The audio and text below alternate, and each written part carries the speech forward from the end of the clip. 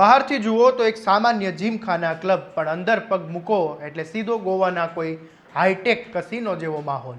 22 જેટલા luxurious table, હારજીતના કરોડો રૂપિયાની લેવડ દેવડ માટે આંગળીયા પેઢીનું એક સિક્વટ નેટવર્ક અને આખો ખેલ ગુપ્ત રાખવા માટે કથિત અંડરવર્લ્ડ ડી કંપનીની સ્ટાઇલમાં સિક્રેટ કોડ વડે.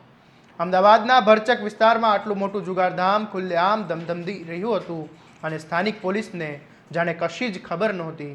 પણ કહેવાય છે ને કે પાપ પીપળે ચડીને પોકારે એટલે અવાજ દૂર સુધી જાય.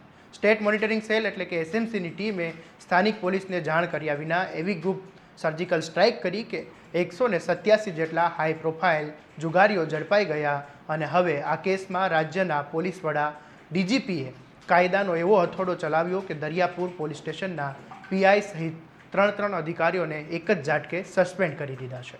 શું છે સમગ્ર મામલો, આવો વિગતે વાત કરીએ આ અહેવાલમાં.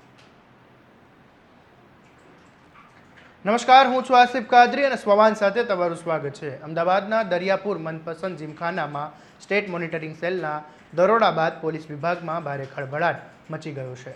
પોતાના જ વિસ્તારમાં ચાલતા આટલા મોટા ગોરખધંધા સામે આંખ આડા કાન કરવા અને ગુનાહિત બેદરકારી દાખવવા બદલ રાજ્યના ડીજીપી દ્વારા મોટી કાર્યવાહી કરવામાં આવી છે. ડીજીપીએ દરિયાપુર પોલીસ સ્ટેશનના પીઆઈ જીવી ગોહિલ, ડી સ્ટાફના પીએસઆઈ બીસી ચૌધરી અને સર્વેલન્સ કોડના પીએસઆઈ એમ પરમારને તાત્કાલિક અસરથી સસ્પેન્ડ કરી દીધા છે. સાથે જ દરિયાપુર પોલીસ સ્ટેશનનો ચાર્જ શાહીબાગ પોલીસ સ્ટેશનના પીઆઈને સોંપી દેવામાં આવ્યો છે. ગત 2 ઓગસ્ટની રાત્રે સ્ટેટ મોનિટરિંગ સેલે મનપસંદ જીમખાના પર કોઈને ગંધ ન આવે એ રીતે છાપો માર્યો હતો અને સ્થળ પરથી રોકડ રકમ અને મુદ્દા માલ સાથે 187 જેટલા જુગારીયાઓને ઝડપી લેવામાં આવ્યા હતા.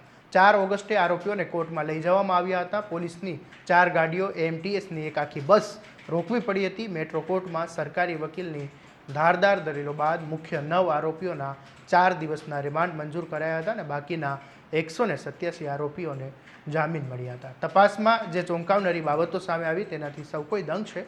મનપસંદ જીમખાનાના સંચાલક ગોવિંદ ઉર્ફે ગામા પટેલ અને કિરીટસિંહ ચાવડા અંડરવર્લ્ડ સ્ટાઇલથી આખો અડ્ડો ચલાવતા હતા. 22 ટેબલ ભાડે આપીને જુગાર રમાડતા હતા અને ક્લબની ખાસ મેમ્બરશિપ પ્રવેશ માટે સિક્રેટ ફોરવર્ડ અને કરોડો રૂપિયાની હેરાફેરી માટે આંગણિયા પેઢીનો ઉપયોગ થતો હતો. સૌથી મોટો સવાલ એ છે કે સ્થાનિક પોલીસ આટલા સમયથી શું કરી રહી હતી? આ એ જ મનપસંદ જીમખાના છે જ્યાં 2021માં પણ એસએમસીએ રેડ પાડીને 183 જેટલા જુગારીયાઓને પકડ્યા હતા. ત્યારે પણ પીઆઈ, પીએસઆઈ સહિત 12 પોલીસ કર્મીઓને સસ્પેન્ડ કર્યા હતા. આટલા કડવા ભૂતકાળ છતાં ફરીથી આ જ જગ્યાએ કરોડોનો જુગાર શરૂ થઈ ગયો અને બીજી તરફ અમદાવાદ મ્યુનિસિપલ કોર્પોરેશને પણ આ બિલ્ડિંગ સામે લાલ આંખ કરી રહેણાંકના મંજૂર નકશા વિરુદ્ધ ગેરકાયદેસર કોમર્શિયલ પ્રવૃત્તિ અને જીમખાના ચલાવવા બદલ 8 ઓગસ્ટે આ સમગ્ર જીમખાનાને કાયદેસર રીતે સીલ મારી દેવામાં આવ્યું.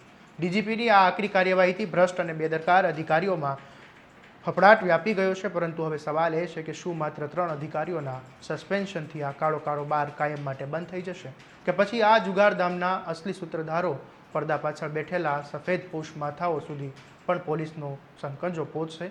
આ મામલે તમારું શું કહેવું છે અમને કોમેન્ટમાં જરૂરથી જણાવજો અને આવા દરેક અપડેટ માટે તમારા સ્વમાનથી સબસ્ક્રાઇબ કરી દેજો અને આ વિડીયોને શેર કરવાનું ભૂલતા નહીં. નમસ્કાર.